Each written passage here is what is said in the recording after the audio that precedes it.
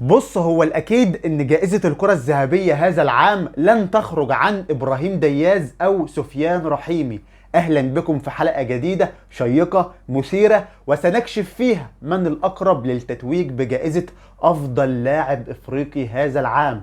الصراع اشتعل، والجائزة بدأ أن يتغير مسارها قليلا من إبراهيم دياز إلى سفيان رحيمي. سنكشف امور كثيره في هذه الحلقه، بس قبل ما نبدا يا ريت تدعمنا بلايك واشتراك في قناتي لو اول مره تتفرج عليا، ويلا بينا نبدا الحديث عن الصراع بين المغاربه اللي بصراحه كل لاعب منهم يستحق كره ذهبيه.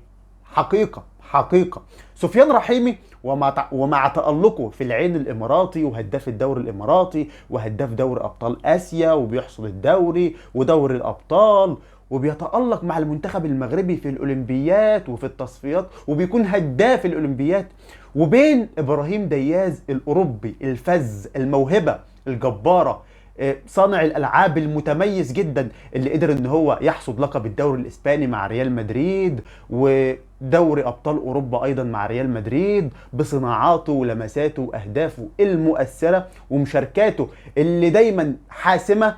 فمحدش يقدر يختلف عن هؤلاء الجوج اللي بصراحة في تفاصيل صغيرة هي من ستحسم من سيحصل على الكرة الذهبية.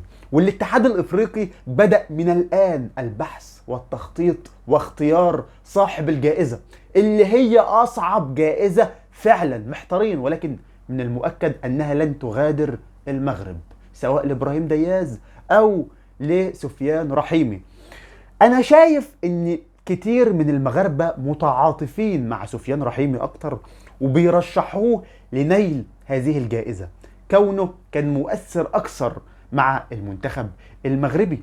وعشان نكون منصفين، احنا جايين في هذه الحلقة عشان نعمل مقارنة بين الجوج، مين فيهم يستحق، والمعايير ما هي المعايير التي ستجعل الكاف يختار منهم من سيكون صاحب الجائزة. واحد يقول لي يا عم انت بتتكلم في ايه؟ الكاف دايما موجه وفي كولسة وفي بعض الامور اللي بتحسم الجوائز دي. انا معاك، وبالدليل الجائزة التي تم حرمان ياسين بونو منها كان هو الاحق بنيل جائزة افضل لاعب، وليس افضل حارس، لا، افضل لاعب في العموم وينال الكرة الذهبية، ولكن اتسرقت من ياسين بونو. ولكن هذه المرة الكاف لا يستطيع مجاملة احد بالكرة الذهبية، نظرا لاختفاء النجوم الأفارقة من أوروبا بشكل يعني نقدر نقول إن هو أقل من المغاربة بكتير اللي ترعرعوا في أوروبا. بل وصل الأمر والتحليلات بأن أشرف حكيمي مرشح ثالث لسفيان رحيمي وإبراهيم دياز. إذن نحن أمام ثلاثي مغربي يتنافس على الجائزة، ولكن أنا من رأيي إنها لن تغادر سفيان رحيمي أو إبراهيم دياز. وعشان نتكلم أكتر ونقول من سيحصل على الكرة الذهبية، خليني الأول أقول لك إن جائزة الكرة الذهبية بيتم اختيار صاحبها بناء على تقييم المدربين الأفارقة للمنتخبات، واختيار بالتصويت لكباتن المنتخبات، كباتن قائد كل منتخب في أفريقيا. يعني مثلا قائد المغرب مين؟ أشرف حكيمي. قائد منتخب مصر مين؟ محمد صلاح. كذلك كل منتخب مسموح للقائد فقط هو من يقوم بالتصويت لأفضل لاعب أفريقي هذا العام. وأيضا الإعلام، بعض الإعلاميين والصحفيين لهم حق التصويت، مش كل، بعض طبعا، الأعضاء فقط.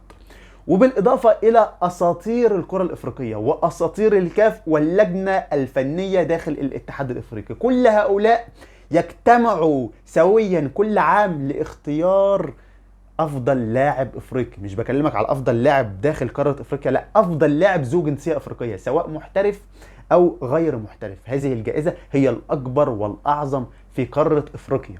وعشان نكون واضحين ونعطي لكل لاعب حقه، سواء سفيان رحيمي او ابراهيم دياز، وانا الحقيقه فخور جدا وفرحان ان الاثنين مغاربه بينافسوا بعض. يعني المغرب اصبح ينافس نفسه في جميع المنافسات، المغرب بينافس نفسه، فشيء يحسب للمغاربه بصراحه. وفوزي لقجع وتطوير الكره المغربيه والمحترفين اللهم بارك اللهم بارك. عشان ما نخرجش من موضوعنا يعني، سفيان رحيمي حظوظه باتت اكثر قليلا من ابراهيم دياز، خصوصا بعد حصوله على هداف الاولمبياد، هداف اولمبياد باريس. ومع الحديث الكثير عن عروضه وارتفاع قيمته السوقيه وحديث الاعلام والتلفزيون والكل بيتكلم عن سفيان رحيمي، هي الجائزه كانت محسومه لابراهيم دياز عشان تبقوا عارفين.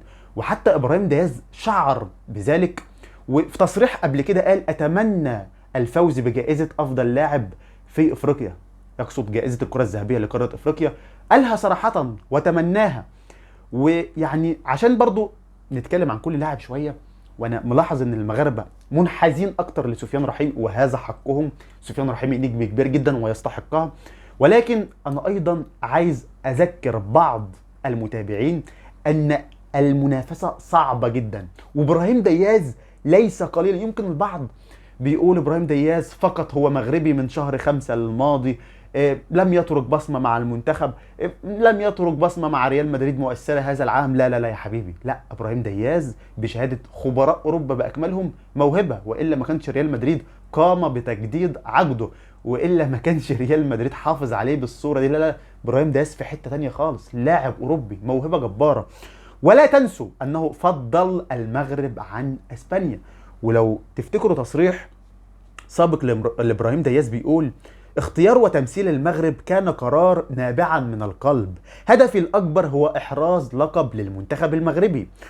يقشعر بدني لمجرد التفكير في الأمر. انتوا متخيلين يا جماعة كلمة صعبة قوي، صعبة قوي وخارجة من أعماق قلبه.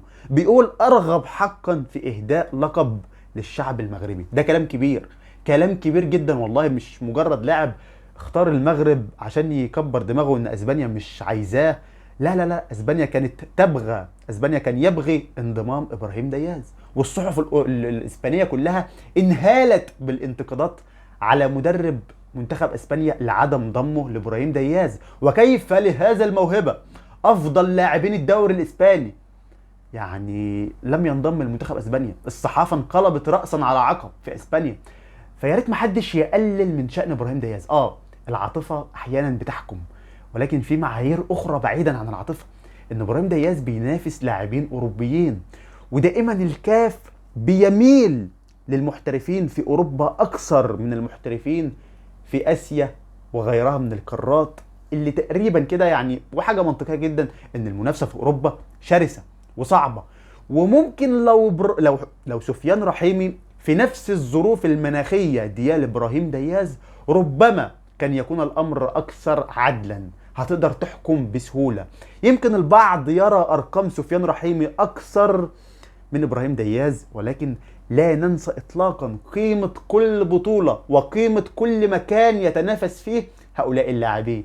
نعم، سفيان رحيمي ترك بصمه قويه جدا جدا جدا، ولكن ممكن ابراهيم دياز يكون بصمته اصعب، مش هنقول اقوى ولكن هي اصعب، ولكن بصمه مؤثره هي الاخرى، كونه ينافس في اوروبا في مستويات عالميه. فاذا حينما تتحدث عن الامر لابد ان تدرك مدى صعوبه الاختيار. ان العاطفه لها دور، ولكن الكاف حتى الان لم يحسم قراره، لان طبعا لسه معانا وقت ومهله يمكن ان يتغير فيها بعض الاشياء. ولكن من المؤكد رغم كل هذا في ميول اكثر لسفيان رحيمي، ولكن هناك عوامل خارجيه كثيرا انا وانت نعلمها جيدا عزيزي، ان الكاف دائما يميل لمحترفين اوروبا. الله اعلم من سيحصل عليها، ولكن بعد عدم فوز ياسين بونو بجائزة الكرة الذهبية لقارة افريقيا، انا ما بقتش يعني متأكد ان سفيان رحيمي ممكن ياخدها. اذا كان ياسين بونو اللي كان الاحق بجدارة لم يحصل عليها لمجرد انه خرج من اوروبا وذهب الى السعودية، فما بالكم بلاعب بقيمة ابراهيم دياز، حقق التشامبيونز ليج، حقق الدوري الاسباني، مشهور جدا جدا في اوروبا. دياز وما ادراكم بدياز. يعني انا قبل كده نزلت بوست عن دياز بصراحه بتكلم فيه شويه، بقول ايه بقى، اقرأوا انا اتكلمت عنه قبل كده. دياز منذ بدايه انضمامه للمغرب ولن نرى منه سوى كل خير واجتهاد، ولم يخاف لم يخاف على نفسه، يلعب بكل قوة ويقاتل ويقوم بواجباته الدفاعية قبل الهجومية، يفرح مع زملائه ويسبقهم في الاحتفال. لم يحالفه التوفيق في التسجيل ولكن شارك في كل الفرص، وتواجده في الملعب إضافة قوية نشعر بها حينما تأتي الكرة بين أقدامه. شكرا لفوز الأقجع والجامعة الملكية وكل من ساهم في قلب دياز للمغرب. ده كان كلامي في أولى مباريات دياز حينما شاهدته. أنا متذكر جدا هذا الكلام، كتبته بنفسي على صفحتي، واللي في الحقيقة أنا شايف إن إبراهيم دياز موهبة جبارة وموهبة مؤثرة. وبرضه يا جدعان لازم نعرف ان دياز خط وسط مهاجم، صانع العاب، صانع اسيستات وصناعة الفرص والترقيص والمهارة. اما سفيان رحيمي رأس حربة صريح، مهاجم من طراز فريد، مهاجم متألق بكل تأكيد. فعشان كده بقول لكم ان المنافسة صعبة جدا. ولكن خلينا نكون متفقين على شيء واحد فقط، بأن الكاف سيضع نفسه في مهزلة كبيرة إن الجائزة خرجت عن هؤلاء الجوج، وسيضع نفسه في مهزلة أكبر إن وجدنا لاعبين آخرين غير حكيمي ينافس إبراهيم دياز وسفيان رحيمي، لأن حكيمي هو المرشح الثالث والأحق بالمنافسة مع سفيان رحيمي وإبراهيم دياز. ده مش كلام أنا، ده كلام كل خبراء كرة القدم والمحللين في العالم عن اللي بيخص اختيار صاحب الكرة الذهبية لقارة افريقيا.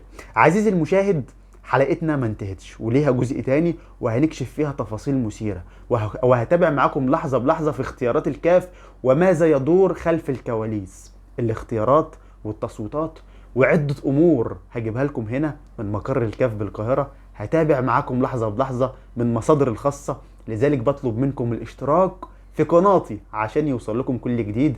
وما تنسوش تعملوا لايك لهذه الحلقة إن أعجبتكم، ولو استفدتم بأي معلومة يعني اعملوا لايك، واكتبوا لي رأيكم في التعليقات.